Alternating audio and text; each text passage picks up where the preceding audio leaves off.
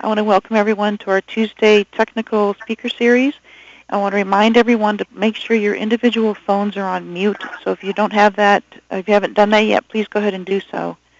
So how we'll do this is I'll do a brief introduction of Dr. Iyer, and then he'll introduce the other two gentlemen. They'll give their discussion, and then at the end we'll do our questions and answer period. So today we have Dr. Dana Iyer, and he's a sociologist specializing in the analysis, planning, coordination, and evaluation of social change and strategic communication activities. He holds a Ph.D. in sociology from Stanford University. A former infantry and civil affairs officer, he has been a faculty member at the U.S. Naval Postgraduate School, George Mason University, the Military Academy, and the Pearson Peacekeeping Center in Canada. So Dana, I'm going to turn it over to you now. Thanks, Meg. And to introduce my two colleagues here, and by way of preface, what we're going to be talking about today really is a conversation that has been going on among us, the three of us on the call, as well as the wider group of folks who are in the books that this material or this talk is drawn from. Mike Jajic is the kind of the keystone or the critical node in this network. He's a retired Air Force officer, political scientist, professor at the Air Force Academy and the National War College, but he's also spent an awful lot of time both kind of bouncing back and forth between on the ground and academic efforts. His particular focus is around policing and the role of police in peace building and conflict transformation activities, as well as what we're going to be talking about today. Mike has been in particular editor of three critical volumes, one that's on the title page, one that's not on the title page, The Quest for Violent Peace, which came out of USIP in 2005, and then the two that are on the title page that are forthcoming a little bit later this year. The third person on the call is Oscar Vera. Oscar is a retired customs special agent, so he's dealt with the issue for about 40 years. Starting at the absolute kind of front edge of the problem on the borders, and then ending up dealing with advising a variety of senior U.S. Military leaders in both Europe and Latin America, dealing with drug smuggling, organized crime, anti-Dayton activities, political corruption, a range of the other things that we've been talking about. And he too is kind of going back and forth. He's in terms of thinking about the process, trying to articulate what the process is, and then going out and doing it and advising policymakers. So that's the conversation. That's kind of what we're going to summarize. This starts out from Doc saying, there's a lot of people talking about corruption, and I don't think there is quite as much clarity as to what is corruption and when we need to worry about it and what kinds of corruption we need to worry about. And so because, as I said, this has been a dialogue amongst us going on at least since most of us went to work in the Balkans in the mid-'90s. It's a dialogue that we've been thinking about, or a problem we've been thinking about, talking about for a while. So we offered up a quick discussion to start that, quick overview to start that discussion. What, for us, if you go to slide 2, which is the one that is two big arrows, for us it all starts from and comes back to this, which is what we kind of informally refer to as the X chart. What we're doing in all our contemporary and foreseeable security operations is conflict transformation. That is, it's a form of social change. It's about undercutting the dynamics of violence, but also building coalitions and building institutions that achieve stable, functional social orders. Defeat alone doesn't necessarily achieve security goals. We talk about corruption, but corruption, and we put it in quotes here because the label and the word can lead us astray and can lead us to focus on the wrong things. We don't necessarily care whether paying a doctor for services in Kosovo is a bribe or if it's an informal co-payment, which is what it was labeled by the Finnish head of the Department of Health for the UN mission in Kosovo.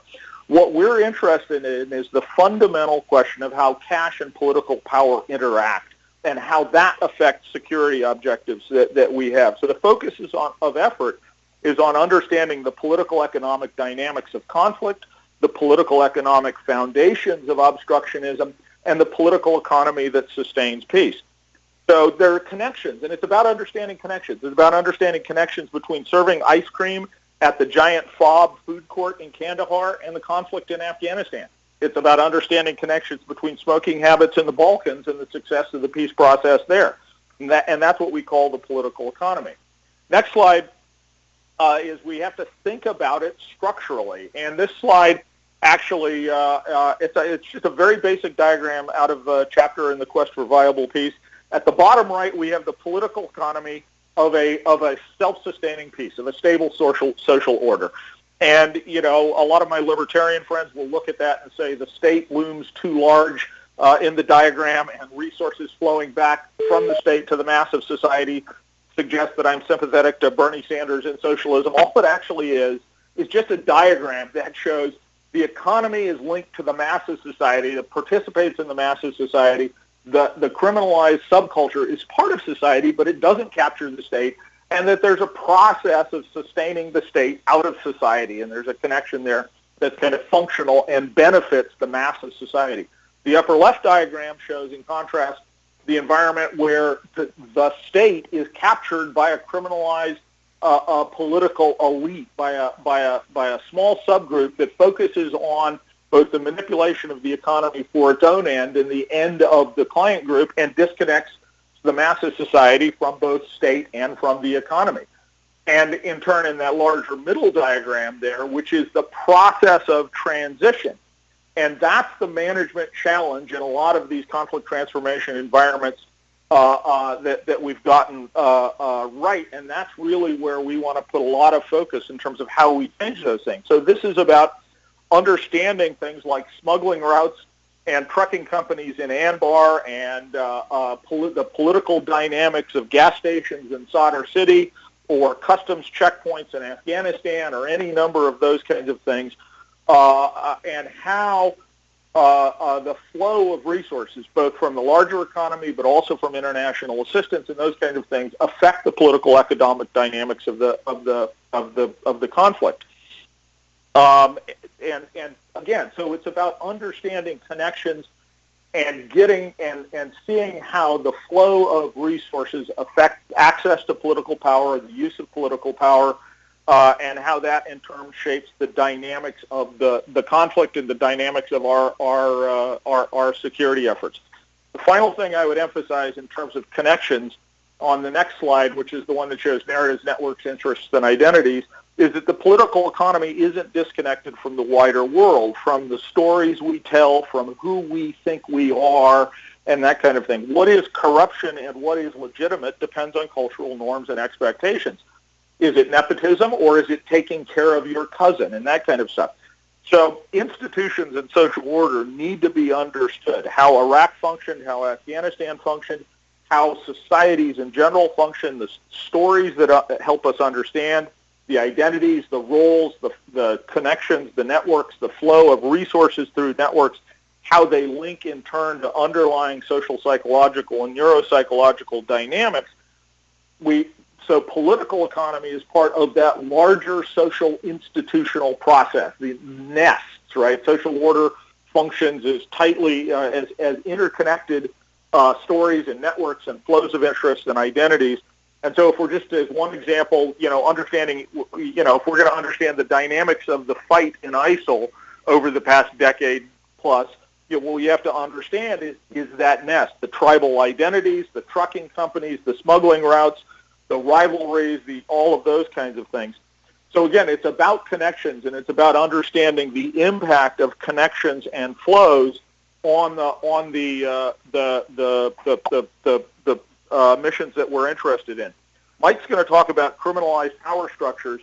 I just make the transition of one final comment, which is, again, as with corruption and with criminalized, we need to really problematize and pay attention to how we focus on these problems. Because, of course, one person's criminalized power structure is another family's survival ration.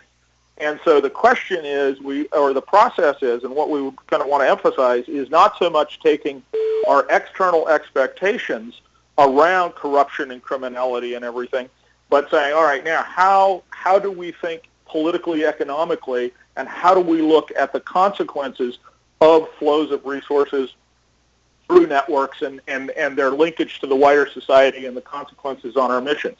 With that, I'll turn it over to Mike. Mike, anybody there? Yes, we're here, Hello? Dana. Okay. You may have to. Mike, if you're talking, you may be on mute. I was on mute, yes. Can you hear me? Thank you. Got it. All right. Thanks to Dana, and just to hitchhike a little bit, Dana mentioned conflict transformation, which is a concept, it's a strategic concept that we developed in Quest for Viable Peace, and it was adopted in 2005 when the State Department Coordinator for Reconstruction and Stabilization came into existence as the basis for their strategic planning, and subsequently the Army, in Army Field Manual 3-07 on stability ops, it's one of the 6 core principles. So the ideas that we're talking about are to a certain extent in use already. But what I'd like to do is begin by explaining a little bit about the origins of this research on criminalized power structures, how it came about, and the puzzle we're trying to solve. I began actually this line of inquiry in 1996 when I was a senior fellow for peace operations at INSS at NDU, and I was assigned to I-4. And I went on a tour with some civil affairs interpreters. One was a Bosniak, the other was a Serb. They took us to the opening of the tunnel under the Sarajevo airport. That was really their lifeline into the city. The Bosniak described a battle where they had taken serious casualties and needed to evacuate their soldiers to get needed medical care. And they were told at the entrance of the tunnel we were staring at that, I'm sorry, you can't. The tunnel is in use for 2 hours. What's going on? The Serb mafia had rented the tunnel, and they were bringing in a shipment of chickens to be sold at inflated prices inside Sarajevo by the Bosniak mafia. Now, we had thought of this as an ethnic conflict, but it was obvious that something else was going on. And in 2000, I was invited by General Meigs, the commander of S4, to evaluate Operation West Star, which Oscar was the architect for that operation and the strategy to deal with the parallel power structure they used the term parallel power structure in Bosnia to take down the third entity movement. So there was something that could be done about this problem of parallel power structures. That was my first epiphany. In 2000, I was the strategic planner for UNMIC, and that mission arrived unprepared completely for the KLA's reverse ethnic cleansing, but we were totally blindsided by their surreptitious campaign to eliminate their Kosovo Albanian political rivals. And only later, and this is what Dana writes about in his chapter in Quest for Viable Peace, did we realize that they had insinuated their operatives into the publicly owned enterprise. That was 1/3 of Kosovo's economy. And I was particularly troubled by the fact that they insinuated their intelligence operatives into the telecommunications company. Well, out of these 2 experiences in Kosovo and Bosnia, I basically wanted to test the hypothesis that criminalized networks, as Dana described them, were in fact the leading spoilers of peace processes. And of course, now we can add stability ops to peace implementation as well as concerns that directly affect us in the U.S. Anyway, the purpose of the book was to test that hypothesis in 10 cases and identify what strategies work most effectively to deal with this phenomenon. So when does corruption become a national security threat? Well, Dana has described it. When there's a political economy, a regime, that's a regime type, where you obtain power and maintain it on the basis of criminally derived revenue. One source could be the gray economy you saw in Dana's slide. That you could call that corruption. The other source of illicit revenue, the black economy, you could call organized crime. So, and they could come in different combinations in different cases. So let's take a look at the next slide. When does corruption become a security threat? But organized crime and corruption are ubiquitous. They exist everywhere. When do they rise to the level, the threshold, when they cross the threshold to a security threat? That's why we use the term criminalized power structures, to make that distinction. And we should not be in the business of trying to eradicate corruption or even eradicate organized crime. When I was in Kosovo, we set up a criminal intelligence unit up at K4, and UNMIC did. And the people from ENSIS, from the Brits, you know, and actually from Europe, all wanted to fight their organized crime problem. And I told them, I don't give a shit about organized crime. I want to know which organized criminals are running this place. That's what the focus of our effort should be on. Now we use the term criminalized power structures. Just briefly, to expand upon our understanding of criminalized power structure, it's the motives can be both greed and grievance. It can be a means for obtaining power or the motive for attempting that. Both can be criminalized power structures. However, understanding or identifying the differences will be critically important when you go to develop your strategy. And of course, criminalized power structures can both be the opposition. I don't think there's probably ever been an armed opposition that had legitimate legal sources of revenue. So our real insight is that the state itself can be a criminalized power structure. And, you know, we looked at Iraq and Afghanistan. Actually, next slide, please, because this shows how does a CPS become a national security threat. And I've got 18 cases listed here of peace and stability ops. The 10 that are underlined are cases in our first volume. So the additional four of the additional ones are in Steve Stedman's classic article where he really introduced the term spoiler to us, Rwanda being one of the most notorious cases. We thought that was an ethnic conflict. Really, it was the northern Hutu tribe, the Akazu, who had just unspeakable greed was their motive for generating a genocide. So in our work, we show in the 10 cases we examined, the average time that it took before we recognized this problem and a mandate with the authorities and resources to deal with it were put in place, and then a strategy started to be implemented. The average delay was 5 years. Obviously, we lost the golden hour, and we also put several missions at a grave risk of failure, Sierra Leone and Haiti being the most prominent ones. And I would argue that this goes a long way towards explaining Kofi Annan's classic statement that roughly half of all countries that emerge from war relapse into violence within 5 years. We overlooked this problem. Next slide, please. So very quickly, I want to just simply address Sarah Chayes and her, I think, fairly well-known work, Thieves of State. She has expanded upon our argument, which is focused on peace and stability ops, to include more other contemporary concerns, violent, as I've underlined in her quote, violent extremism, insurrection, state failure. And we could add to the list that I cited there of the cases that she identifies where Thieves of State are a source of, national security threat. We can certainly add Libya and Venezuela to those places. And by the way, I should have made the distinction between Brazil in terms of identifying whether a country is a criminalized power structure or is not, the distinction between Brazil and Venezuela. Brazil is a place that has extensive corruption, but given that power is determined by the ability to be elected, and there are functioning court systems and civil society and elections, they have institutions where power is held by the people.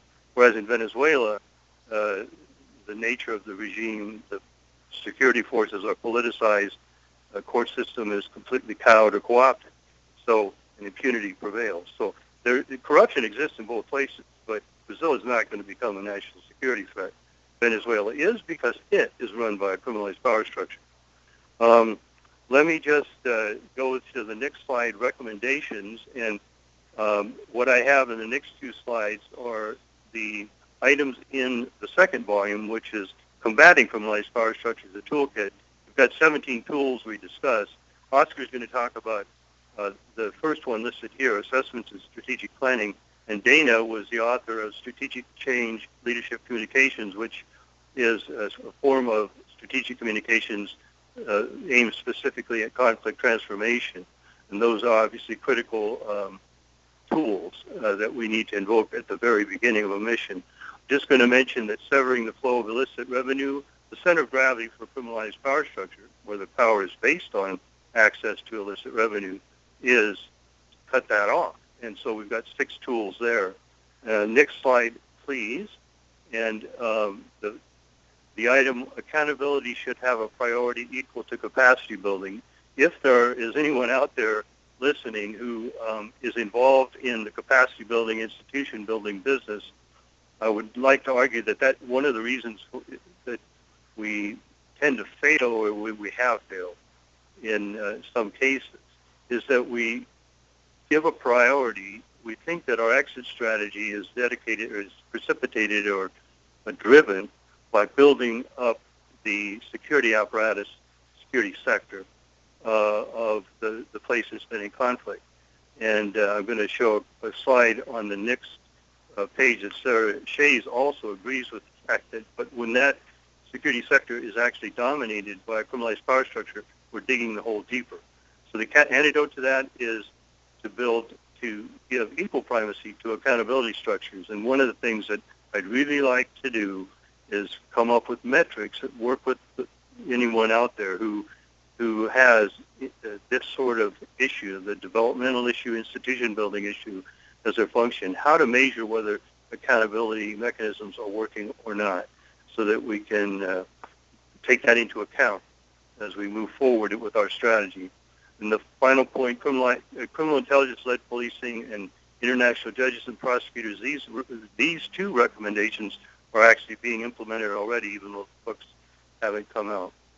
So the last slide really is just to tee up Oscar's presentation. But the good news is that the recommendations that I just listed provide actionable steps that can be addressed, that we can implement to address this recurrent risk to our national security. But the best news is that they don't really require any new revenue sources, and they could save billions of dollars. So these are things that can actually be undertaken. So turn it over to Oscar, because if we overlook this problem, the very first thing we have to do is properly assess it, and then of course, bring our elements of power and our different tools together in an appropriate way to develop our strategic plan. So over to you, Oscar.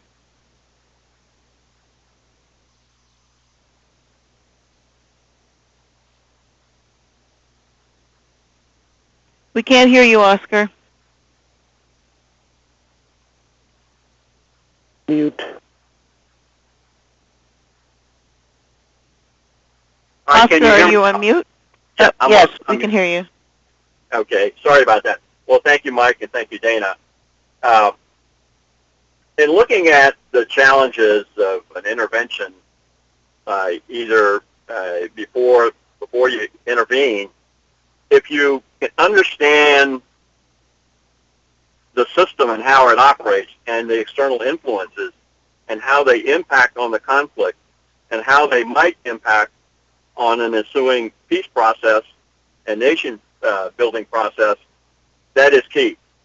So we have applied successfully on several different instances, both in Latin America and in Bosnia and other efforts, multi-layered assessment. We want to understand who the stakeholders are. Are they for the peace process? Are they against it? Are they profiting from an illegal economy, from organized crime? What are the relationships? So we want to identify the stakeholders first. And in parallel, we need to understand, in terms of both the mandate and the laws that exist in that particular nation, in that particular part of the world, are there appropriate legal authorities in existence to deal with neutralizing the illicit revenue streams? And in some places in Africa, it's not illegal to tap into an oil line that belongs to a foreign entity like Chevron or Exxon. It's not necessarily illegal for them to tap into it because it flows through tribal land, and so they feel they have a legitimate claim. We need to understand what the legal framework is going in. And then we get into what we call a center of power analysis.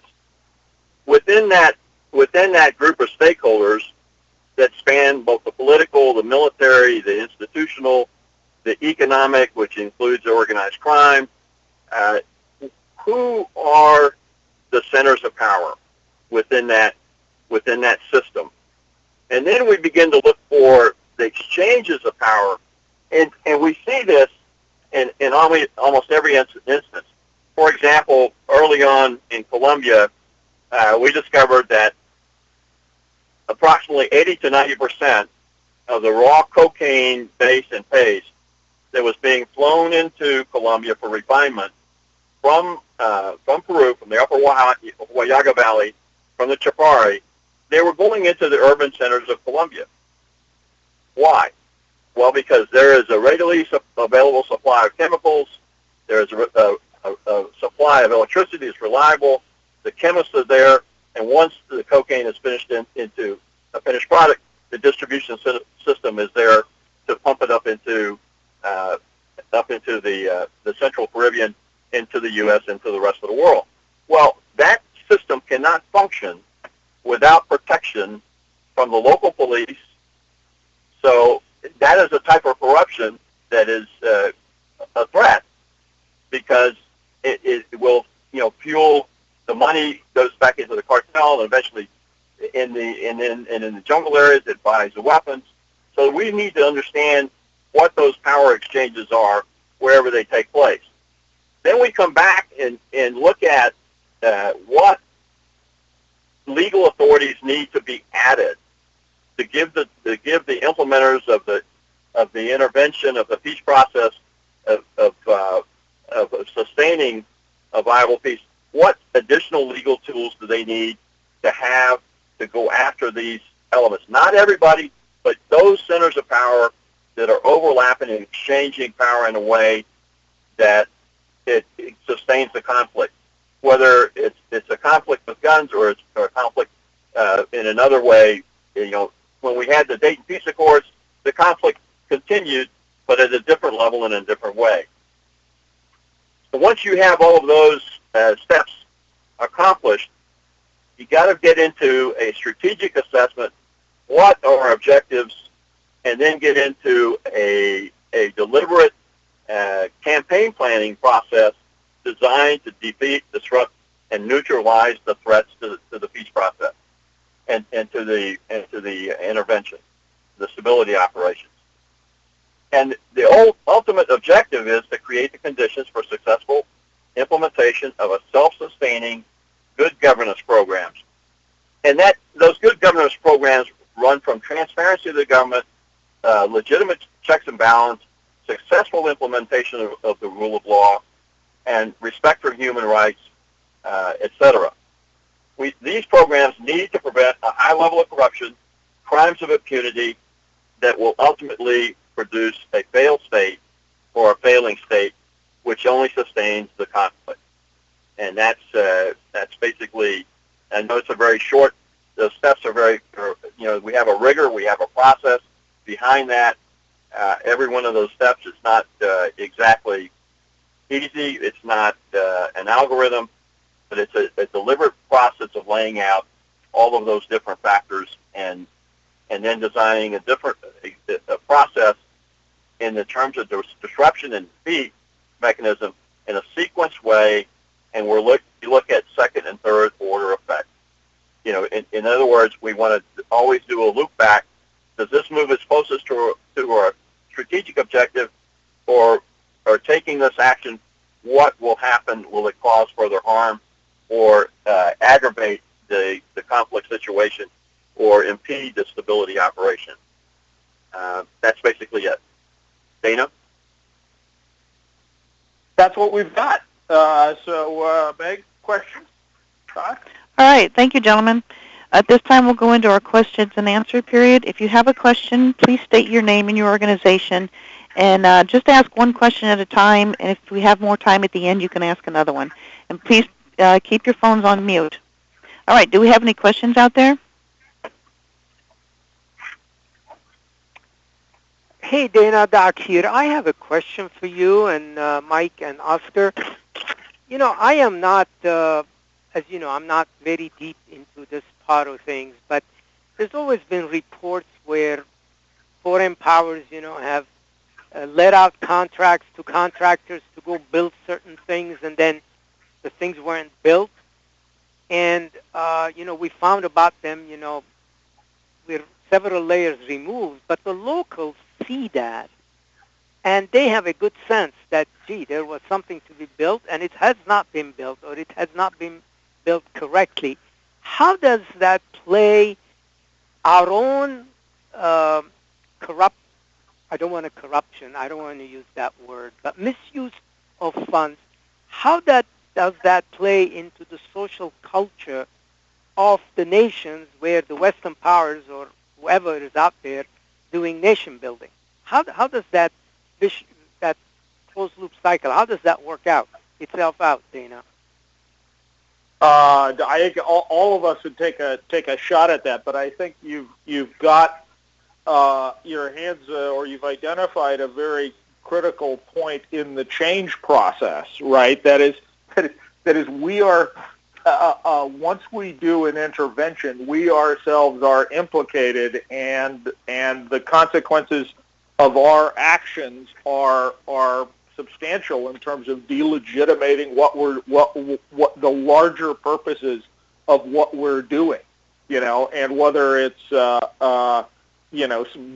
building a school, which then sets up or whatever it is. No, I think it's a critical issue. I mean, it feeds back, right? Our behavior is noticed.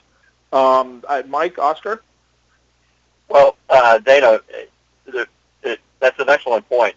When we go into a stability operation or an intervention, for example, in the Balkans, and we lay out the benchmark for success, for example, rule of law, and then we are involved in letting a contract, or the international community is involved in letting a contract that isn't fulfilled. Demining comes to mind immediately in Bosnia. The contracts for demining were funded by the International Trust Fund from the UN and other international sources. So you had three factions that were involved in it that had demining commissioners, and you had the Serbs, the Croats, and the Muslims. Well, many of the contracts were executed and executed well, but the fact remained probably over 50 to 60% of the contracts were not executed well. As a result, people were still being blown up by mines. So the Office of the High Rep tried to find a mechanism to take this, to ferret out the corruption in the demining process. And in fact, they were able to put together the financial police and the local police in an operation that seized the records simultaneously from 30 different companies, and get the evidence of the corruption and prosecute them within the court system. Well, the people knew that this was going on, and it makes us look very bad that we're not upholding our own very principles. The other point I'd like to mention is, for example, in the Balkans, was privatization. You had the international community very much committed, applying huge amounts of money to privatizing former state-owned industries. Well, the bad guys, led by the criminalized power structure, knew which industries were going to be privatized. They ran them down to where they were almost valueless, and then when they were privatized, their cronies simply bought, were involved in the privatization process. So whatever revenue that was produced out of this industry, it flowed back into the criminalized power structure. And so the international community did not recognize the problem and had nothing in place to do a proper vetting and a proper investigation of who might be purchasing, from the commercial entities that might be purchasing this formerly owned state enterprise. Big problem, and it has a huge impact. It produces the revenue, and it undermines what we say we're trying to do in terms of objectives. And if I can just pile on, because this is a critical issue, and both of my colleagues have identified why, I just want to reinforce that. One, as has been said, our assistance money can be diverted into the hands of criminalized power structures, making the problem more difficult to deal with. That violates the whole principle of do no harm. So that's ignorance. But the other, even more pernicious difficulty is that internationals, because these are cash-based economies, it's very easy to divert money and to engage for internationals to engage with their local counterparts in skimming money off of contracts or other procurement contracts, etc.